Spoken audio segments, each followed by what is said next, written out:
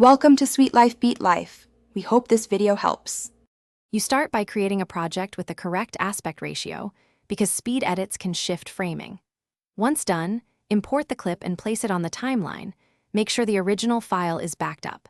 Next, zoom the timeline for frame-level accuracy and scrub to the moment you want to slow.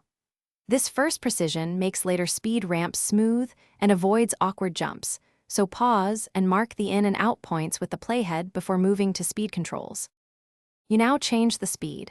Tap the clip, choose speed/duration, and decide between constant slow motion versus a speed ramp.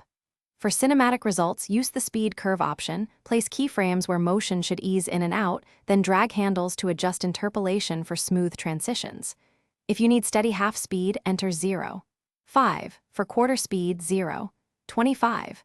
Once set, play back the segment to confirm timing, and nudge keyframes until movement looks natural and synced with any audio. Finish by refining frames and audio. Enable optical flow or frame blending to fill missing frames and reduce stutter.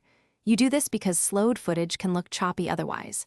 Then stabilize and trim any visible edges caused by reframing and adjust audio.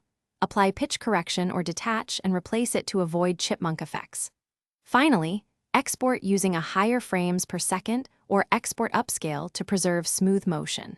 If artifacts appear, re-export with different blending or retime keyframes for cleaner results.